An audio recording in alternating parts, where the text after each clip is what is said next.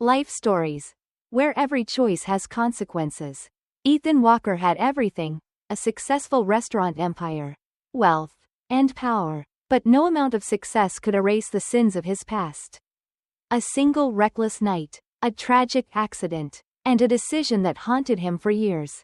He thought he had buried it, until she walked into his restaurant. A woman with a past he had tried to forget. A past that had never forgotten him. What happens when the ghosts of yesterday refuse to stay buried? Subscribe to our channel to begin today's story. The city lay still in the early hours, its towering skyscrapers stretching into the dark, starless sky. A faint hum of distant traffic murmured through the streets. But inside the penthouse on the 37th floor, there was silence, the kind of silence that suffocates. Ethan Walker awoke with a sharp inhale, his breath ragged as though he had been running. His body was drenched in sweat, the fabric of his sheets clinging to his back. He sat up abruptly, his hands gripping the edge of the mattress, his chest rising and falling in uneven beats. The dream again. No, not a dream. A memory. He ran a hand through his damp, tousled blonde hair, feeling the heat radiating from his temples. The room was dim, lit only by the flickering city lights outside his floor-to-ceiling windows. His penthouse was the pinnacle of luxury: dark mahogany floors, sleek modern furniture, walls adorned with minimalist art worth more than most people's homes. A fortress built on success, power, and discipline. Yet, no amount of wealth could keep his demons at bay. With a sigh, he swung his legs over the side of the bed, his bare feet touching the cold marble floor. For a moment, he stayed there, elbows on his knees, fingers pressed against his forehead, trying to push the images away. But they came flooding back. As they always did: the road, the fire, the screaming. Ethan exhaled sharply and stood. He needed a drink. Walking through the dimly lit penthouse, he made his way to the bar in the living room and poured himself a generous glass of whiskey. The golden liquid caught the faint glow of the city outside as he swirled it in his glass. But he didn't drink. He just stared at it, as if the amber depths could offer him some sort of answer. Instead, he turned away, walking toward the vast window that overlooked the city. His reflection stared back at him, a tall, broad-shouldered man in nothing but sweatpants. His lean frame was taut with muscle, the chiseled lines of his jaw shadowed with stubble. His blue eyes, however, held something hollow. He pressed his forehead against the cool glass, closing his eyes. He needed to stop this. He had built an empire, turned his restaurants into some of the most prestigious establishments in the country. He was respected, feared. Even, he was no longer the reckless 22-year-old who had sped down that highway so many years ago. But none of that changed what he had done. The memory returned in vivid detail, like a film playing behind his eyelids. It had been a humid summer night. The air was thick with the scent of asphalt and gasoline. He had been drunk, though not so much that he couldn't drive, or at least, that's what he had told himself. The party had been wild, the music deafening, the drinks endless. When he stumbled to his car, his friends had laughed, slapping his back, calling him a legend, and he had believed them. The road had been mostly empty. He remembered the feeling of the wheel beneath his hands, the smooth hum of the engine, the thrill of speed as he pushed the car faster and faster. The city lights faded behind him, swallowed by the darkness of the countryside. The air had been warm against his face, the wind whipping through his open window. He had felt untouchable, and then he saw it, a small, rusted car ahead of him, moving too slowly, crawling like an insect in his path. Annoyance flared inside him. He was in a hurry. He had things to do, people to see. He pressed the accelerator. The car ahead didn't move aside. It stayed in its lane, steady, oblivious. A game. That's what it had felt like. A test of dominance. He swerved into the other lane, gunning the engine, ready to pass. But the driver of the other car had done something unexpected. They had also accelerated. For a moment, it had been almost amusing. A challenge. He had smiled, gripping the wheel, pushing his car harder. And then it happened. The edge of his vehicle barely clipped the other car. Just a small mistake. Barely noticeable, but it was enough. The rusted car lost control. spinning wildly before veering off the road. Ethan had slammed his brakes. But not to stop. No, he had only slowed enough to glance into his rearview mirror. He would never forget what he saw. The car crushed against a tree. Fire licking at the hood. A figure slumped over the steering wheel. And then another. A smaller one. A child. Beating against the window. Screaming. Trapped. Ethan's hands tightened around his whiskey glass. His breath shallow. He had sat there for what felt like hours but had only been seconds. The sound of distant sirens had shaken him from his paralysis. No one had seen him. No one knew. And so he had left. Pressed his foot down on the accelerator and driven away. It had been easy to forget at first, the rush of youth. The distractions of wealth. The thrill of business. He had drowned himself in success. Convinced himself that the past was the past. But the nightmares never stopped. Ethan downed the whiskey in one burning gulp. Then set the glass down with a sharp click against the bar. He had spent years trying to escape that night. But it always found him. And lately, it had been getting worse. The thought unsettled him. He had everything a man could want: power, money, influence. His restaurants were among the finest in New York. People respected him, feared him. So why now? Why was the past clawing its way back? His phone buzzed on the table beside him. Breaking his thoughts, he glanced at the screen, an email from one of his restaurant managers. There was an issue with staffing.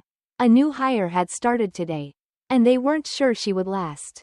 Ethan exhaled. Good. A distraction. He placed the empty glass in the sink and made his way toward his bedroom. The city was waking up now. The first hints of dawn creeping through the skyline. Tomorrow, he would go to the restaurant. Tomorrow, he would focus on business.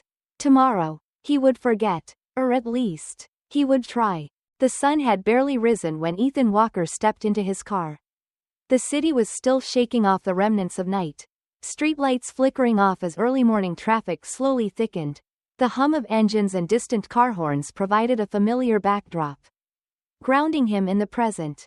He gripped the steering wheel. Inhaling deeply. Last night's dreams still clung to him like smoke that refused to dissipate. The whiskey had done little to numb the memory. If anything, it had sharpened it. But today was a new day. And Ethan Walker was not a man who dwelled on things he could not change. As he pulled onto the main road, the towering buildings around him reflected the first light of morning. His restaurant, Walker & Company, was only a short drive away. Nestled in the heart of Manhattan's Upper East Side. It wasn't just another high-end establishment, it was an institution. A place where the elite dined. Where every detail was meticulously crafted to ensure perfection. And perfection was what Ethan demanded. The moment he stepped through the sleek glass doors, the atmosphere shifted, conversations hushed, employees straightened their postures, and the kitchen staff moved with renewed urgency. He was more than just the owner. He was a presence. The restaurant had not yet opened to customers. But the staff was already preparing. The scent of fresh bread and seared meat filled the air, mingling with the rich aroma of coffee. The polished marble floors gleamed under the soft lighting.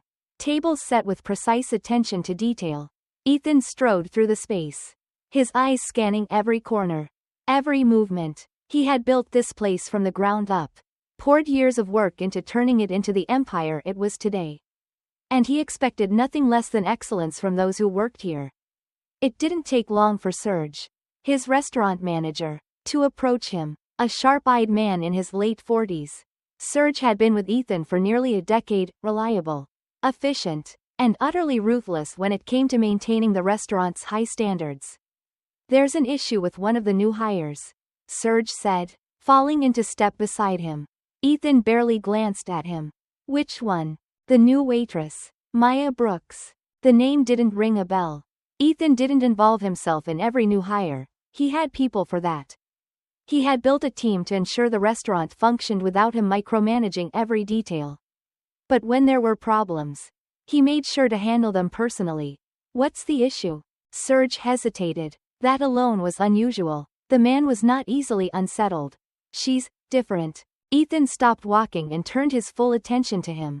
Different how? Serge exhaled, lowering his voice. She's competent, he admitted. Fast, precise, doesn't make mistakes. But she's quiet, doesn't engage with the staff much, doesn't try to impress, she just does her job.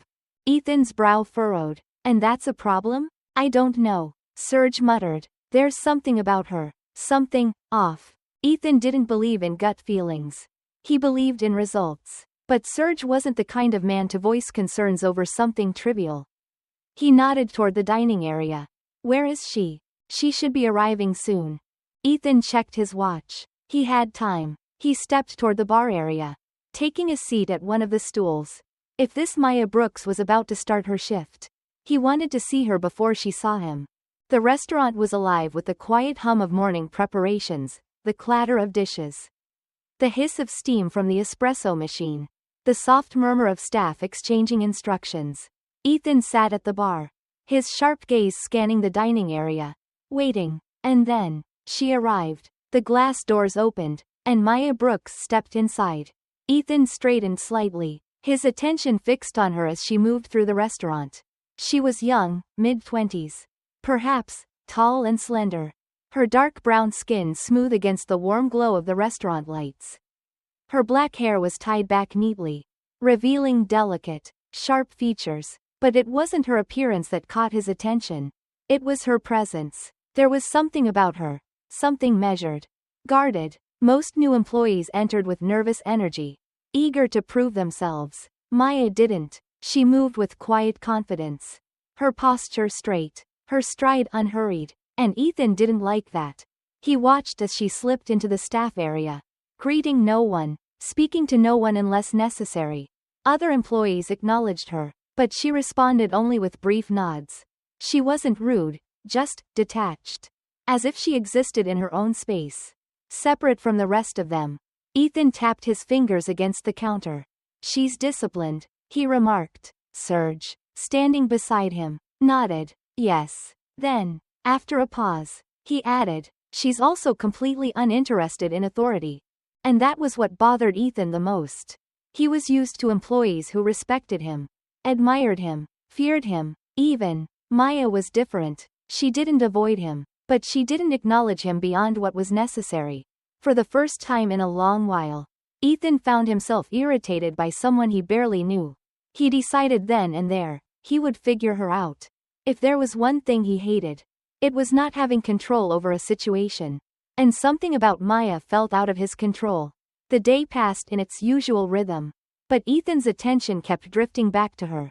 He watched as she worked, analyzing every move. She was efficient, almost too efficient. Most waitstaff, even the best ones, had moments of hesitation, second-guessing an order, fumbling slightly with a tray, needing a moment to recollect themselves. Maya didn't. She was seamless, as if she had done this 1,000 times before. But there was no warmth in her actions, no desire to please. She performed her duties flawlessly, yet remained emotionally absent. Ethan found himself trying to provoke a reaction. He deliberately lingered near her as she took orders, observed how she handled customers, how she responded to minor inconveniences. Nothing fazed her, even when a particularly difficult patron snapped at her over a delayed dish. She simply apologized with a calm, neutral tone and moved on. No irritation, no frustration, no sign of anything at all. And Ethan was intrigued. That only made him more determined. Ethan had never been the kind of man to obsess over something, or someone. His world was built on structure, control, and precision. And yet, here he was, sitting in his office, flipping through inventory reports, his mind elsewhere, or rather, on someone. Maya Brooks was an anomaly. For days, he had watched her, tested her, waited for some kind of reaction, irritation, fear, defiance, but she gave him nothing. She was neither cold nor warm, neither rebellious nor eager to please. She simply existed in the space around her, untouched by the usual hierarchy of his restaurant. It irritated him in a way he couldn't explain. Employees either feared him, respected him, or both. But Maya? She didn't care. That should have been the end of it. He had more important things to focus on: contracts, investors, the expansion of his restaurant empire. And yet, here he was, studying her movements like an unfinished puzzle, trying to find the missing pieces. His fingers drummed against the desk. His eyes scanning the reports in front of him. There were discrepancies. A missing case of imported truffles. Bottles of expensive wine unaccounted for. A few prime cuts of Wagyu beef that had never been plated. Theft. It wasn't uncommon in high-end restaurants. Staff sneaking out supplies to sell or use for themselves. But it was a problem Ethan had eliminated long ago with strict policies and cameras covering every inch of the storage rooms. If someone was stealing from him, they were either very stupid or very bold. His mind immediately went to Maya. Not because he had proof, but because she was different. And different led to suspicion. A slow, deliberate plan formed in his mind. If she wasn't guilty, she would prove it. If she was, well, then he would have all the justification he needed to remove her from his restaurant. Either way, he would get an answer. By the time the restaurant was preparing to close that night, the tension in the air was almost suffocating. The dining room had emptied. The last of the guests filtering out into the cool night.